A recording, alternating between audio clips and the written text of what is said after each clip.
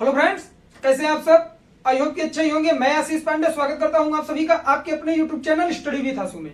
जैसा कि आप सबको पता है, प्रत्येक दिन सुबह 9 बजे आप लोगों को करंट अफेयर से रिलेटेड एक क्लास मिलती है, जिसमें हम लोग इंटरनेशनल रिलेशनशिप से रिलेटेड किसी लेटेस्ट मुद्दे पर बात करते हैं, जो कि हाल फिलहाल में सुर्खियों में बना रहता है। तो आज का जो वीडियो है, इसमें हम लोग बात करेंगे ट्रोइका प्लस के बारे में।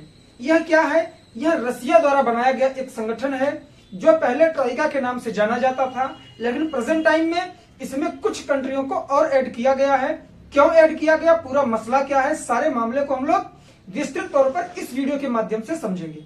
उससे पहले मैं आप लोगों को बता दूं कि अगर आप लोग स्टेट पीसीएस और यूपीएससी की प्रिपरेशन कर रहे हैं, तो आपके जीएस पेपर 2 में इंटरनेशनल रिलेशनशिप के तहत यहां से प्रश्न बन सकता है। ठीक, तो चलिए अब हम लोग अपना टॉपिक स्टार्ट करते हैं। देखिए, आप लोगों ने एक चीज देखी होगी कि तालिबान इसमें सुर्खियों में बना हुआ है। तालिबान क्या है? एक संगठन है जो अफगानिस्तान पर पूरी तरह से नियंत्रण करना चाह रहा है। कब से? जब से यूएसए की सेना अफगानिस्तान से वापस जा रही है। यूएसए ने टारगेट रखा है कि 31 अगस्त तक क्या होगा, यहां की सेना, जो यूएसए की सेना अफगानिस्तान में है, वह वापस चली जाएगी। यह प्रक्रिया किसने शुरू की थी? डोनाल्ड ट्रंप ने शुरू की थी। तो इस वजह से अफगानिस्तान में पहले से ही बनाया हुआ एक संगठन था तालिबान, जो अफगानिस्तान पर पूरी तरह से अपना नियंत्रण करना चाह रहा है। प्रेजेंट टाइम में 85% तक वह नियंत्रण कर चुका है। तो आज के 1-2 दिन पहले हम लोगों ने एक वीडियो शूट किया था, जिसमें यूएसए ने प्रमुखता करते हुए नए क्वाड ग्रुप का गठन किया था तालिबान पर नियंत्रण करने के लिए, अफगानिस्तान में शांति स्थापित करने के लिए। एक कड़ी अगली कड़ी से जोड़ते हुए चलिएगा। वीडियो आज का बहुत ही इंपॉर्टेंट होने वाला है। हम लोग यहाँ पर मैप भी बनाए हैं, मैप के माध्यम से भी समझेंगे। ठीक, जो ट्रोइका प्लस ग्रुप है, इस पर हम लोग आएंगे। पहले समझ लेते हैं कि तालिबान पर नियंत्रण करने के लिए यूएसए ने क्या किया था। उस पर हम लोग एक स्पेशल वीडियो शूट किए हैं। अगर आप लोग नहीं देखे होंगे तो उसकी लिंक डिस्क्रिप्शन में मैं आज डाल दूंगा। ठीक, दूसरे क्वाड ग्रुप का गठन हुआ।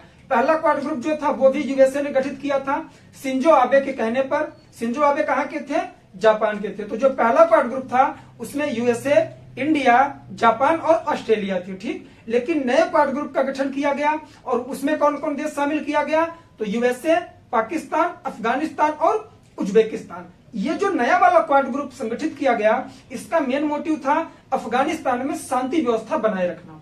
तो वो भी पूरी तरह से अभी यह नहीं कह सकते कि सक्सेस नहीं हुआ है, लेकिन उसी तरह से रसिया भी अब इसमें पार्टिसिपेट कर रहा है। उसने भी ट्रोइका ग्रुप को बढ़ाने की बात की है। ठीक, इसमें जैसे इंडिया है, कतर है, ईरान है, पाकिस्तान है, इन सब कंट्रियों को एक साथ लेकर वह क्या कर रहा है?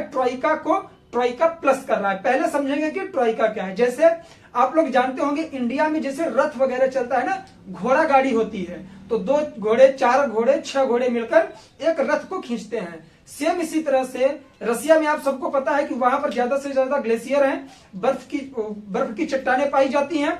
तो वहां पर ट्रोइका नाम का एक रथ होता है, जिससे 3 घोड़े खींचते हैं।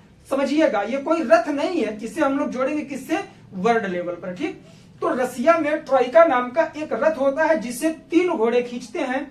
तो उन 3 घोड़ों में रसिया ने पहले घोड़े को नाम दिया क्या? यूएसए, दूसरे को चाइना और तीसरे को खुद रसिया। अब ये कैसे? मतलब कि अगर ये तीनों कंट्री मिलकर रहे हैं, क्योंकि वर्ल्ड लेवल पर अगर देखें तो यही तीनों सैन्य दृष्टि से भी, आर्थिक दृष्टि से भी, सामाजिक दृष्टि से भी ऊपर है। ठीक, पूरे वर्ल्ड की इकोनॉमी को अगर कंट्रोल करना चाहें तो ये तीनों कंट्रियां मिलकर कर सकती हैं।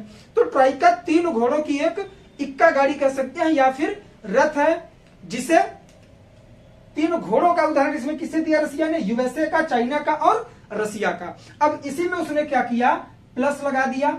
और इसमें किस किस कंट्री को जोड़ा? इंडिया को, पाकिस्तान को, ईरान को और कतर को। तो 3 पहले थी, 4 अब आई, कुल 7 कंट्रियां इसमें क्या हो गई? ऐड हो गई। और पूरी तरह से तालिबान पर नियंत्रण करने के लिए इसे बनाया गया। अब आप लोग रीजन समझेंगे कि क्यों उसने लिया इन 4 कंट्रियों को। ठीक, और इसमें इंडिया के लिए क्या सबसे बड़ी चीज है? पहले हम लोग बात करेंगे इंडिया के बारे में। देखिए, इंडिया क्या है ना, कि जब वहां पर यूएसए की सेना रहती थी, कहां पर? अफगानिस्तान में। आप सबको पता होगा कि इंडिया को सबसे ज्यादा ट्रेड करने के लिए मार्केट कहां मिलता है? तो सेंट्रल एशिया में मिलता है। सेंट्रल एशिया बोले तो उज्बेकिस्तान, कजाकिस्तान, तुर्किस्तान और किर्गिस्तान, ये सारी कंट्रियां जो कहां पर है? कैस्पियन सी के बगल में है, रसिया के साइड में। मैप पर हम लोग समझेंगे अभी, ठीक। आइए आते ही हैं। देखिए इंडिया क्या करता है, ये क्या है? पाकिस्तान है, और ये अफगानिस्तान है, ये ईरान है, ये तुर्कमेनिस्तान है, उज्बेकिस्तान है, किर्गिस्तान है और कजाकिस्तान है, और ऊपर क्या है? रसिया, ठीक। ये बीच में मंगोलिया और नीचे चाइना। ये इंडिया आप लोग समझ रहे हैं, ठीक। अब यहां से समझेंगे हम लोग। तालिबान संगठन कहां पर है? अफगानिस्तान में है, ठीक। किसे किसे जोड़ा गया? पहले तो यूएसए, चाइना और रसिया है ही। ये रसिया हो गया, ये चाइना हो गया, इधर से ईरान को जोड़ लिया गया, इंडिया को जोड़ लिया गया, पाकिस्तान को जोड़ लिया गया, और साथ ही साथ किसे जोड़ा गया? एक यहां छोटी सी कंट्री आप लोगों को मिलेगी, किसके बगल में? सऊदी अरब के बगल में, कतर। कतर की राजधानी कहां पर है? दोहा में है, ठीक। अब देखिए समझेंगे कि इन कंट्रियों को रसिया ने क्यों जोड़ा। सबसे बड़ी चीज इंडिया को जोड़ने का, इंडिया का बहुत ज्यादा मात्रा में वहां पर इन्वेस्टमेंट हुआ है, इंडिया ने निवेश किया है, ठीक है। क्या क्या निवेश किया है? जरासंध से डेलाराम तक एक हाईवे बनाया है जिसमें 135 मिलियन डॉलर लगाया है, ठीक। इस पर हम लोग बात करेंगे, अभी सिर्फ ये समझेंगे इन्वेस्टमेंट क्या हुआ है। संसद भवन वहां की इंडिया ने बनाया कितने में? 90 मिलियन डॉलर में। सलमा डैम वहां पर बनाया 290 मिलियन डॉलर में। काबुल नदी पर सहतूत बांध बनाए जाने की भी प्रस्तावना रखी गई। अगर हम लोग ओवरऑल देखें तो इंडिया 550 या 600 मिलियन डॉलर के करीब वहां पर इंडिया इन्वेस्टमेंट कर चुका है। अब आप लोगों के माइंड में क्यूरियोसिटी उठेगी कि इंडिया अफगानिस्तान में इतना इन्वेस्टमेंट क्यों कर रहा है? क्योंकि इंडिया अगर सेंट्रल एशिया से ट्रेड करना चाहता है तो उसे अफगानिस्तान में अपना क्या करना पड़ेगा? इन्वेस्टमेंट करना पड़ेगा और अफगानिस्तान को अपनी तरफ लेना पड़ेगा। क्यों? क्योंकि वहां पर पाई जाती है एक डेलाराम हाईवे, ठीक, सॉरी गारलैंड हाईवे यहां पर यू आकार की पाई जाती है। इस पे हम लोग विस्तृत तौर पर बात करेंगे। तो जब वहां यूएसए की सेना थी तो इंडिया ने इन्वेस्टमेंट कर दिया, वहां पर निवेश कर दिया, लेकिन यूएसए की सेना जा रही, अब आ रहा है तालिबान। तो तालिबान ये जो जो इन्होंने निर्माण करवाया है वहां पर तालिबान अपना नियंत्रण कर रहा है। तो इंडिया ने जो इन्वेस्टमेंट किया था पूरी तरह से इसका वेस्ट होने वाला है। तो इस वजह से ट्राइका ग्रुप में रसिया ने इंडिया को भी रखा। अब अगर हम लोग बात करें कि किस कंट्री को शामिल किया गया? पाकिस्तान को। तो पाकिस्तान एक ऐसी कंट्री है जो तालिबान द्वारा किए गए किसी भी कार्य को सपोर्ट करती है, इस वजह से इसे भी ले लिया गया, ठीक। 2 हो गई, और कंट्री अब कौन सी बची? कतर बची, ठीक। कतर क्या है ना, कतर यहां पर है।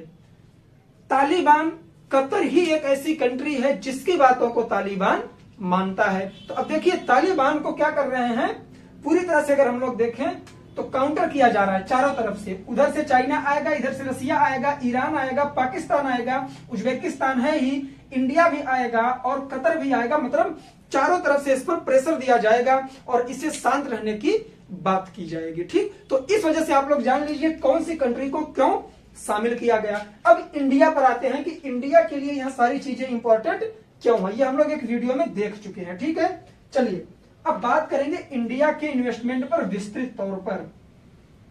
आप सबको पता होगा क्या, ये क्या है? गुजरात। गुजरात में क्या है? कांडला बंदरगाह, ठीक। इंडिया ने क्या किया? इंडिया को सेंट्रल एशिया से क्या करना है? ट्रेड, क्योंकि सेंट्रल एशिया में पाया जाता है बहुत ज्यादा मात्रा में क्रूड ऑयल, जो किसमें बहुत कम कीमत में इंडिया को मिल जाता है। तो इधर अगर देखें तो चाइना है, चाइना कतई ट्रेड नहीं करने देता। इधर से पाकिस्तान है, पाकिस्तान नहीं करने देता। तो इंडिया ने एक नया रास्ता निकाला। इंडिया ने क्या किया? ईरान से इसकी अच्छी खासी दोस्ती थी, तो इसने ईरान से बात की कि हमें सेंट्रल एशिया जाना है, उसके लिए हमें क्या चाहिए? गारलैंड हाईवे चाहिए, जो कहां पर है? अफगानिस्तान में। अगर गारलैंड हाईवे पर जाएगा तो यहां से निकल जाएगा उज्बेकिस्तान, किर्गिस्तान, तजाकिस्तान, कजाकिस्तान, इस तरफ से होते हुए पूरे सेंट्रल एशिया में ट्रेड कर सकेगा। तो अफगानिस्तान जाने के लिए इसे रास्ता चाहिए था। तो अफगानिस्तान कभी सागर से उसकी सीमा शेयर नहीं होती, महासागर से। तो यहां है क्या? ईरान। पाकिस्तान तो जाने नहीं देगा। तो इंडिया ने क्या किया? यहां से अरब सागर से होते हुए ईरान में क्या किया? एक पोर्ट का निर्माण किया, चाबहार पोर्ट, चाबहार बंदरगाह का निर्माण इंडिया ने किया। कहां पर? ईरान में। और यहां से क्या किया इंडिया? अफगानिस्तान आ गया। अब देखिए गारलैंड हाईवे कहां पर है? मैंने ऊपर बना दिया, देखिए ये ऐसे करके है, एक माला की तरह, जो गले की माला होती है ना उस तरह से है ये। ठीक, यहीं पर आपको कंधार मिल जाएगा, यहाँ डेलाराम मिल जाएगा, और यहाँ पर यहाँ पर क्या मिलेगा आपको, मजारे शरीफ मिल जाएगा। ठीक है, यहाँ का नाम याद नहीं आ रहा। तो देखिए अब हम लोग उस पर बात करेंगे जो प्रश्न बन रहा है।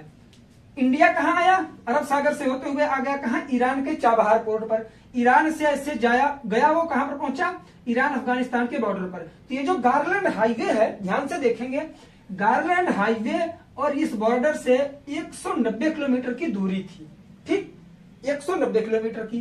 तो इस पर इसने क्या किया, एक हाईवे का निर्माण किया।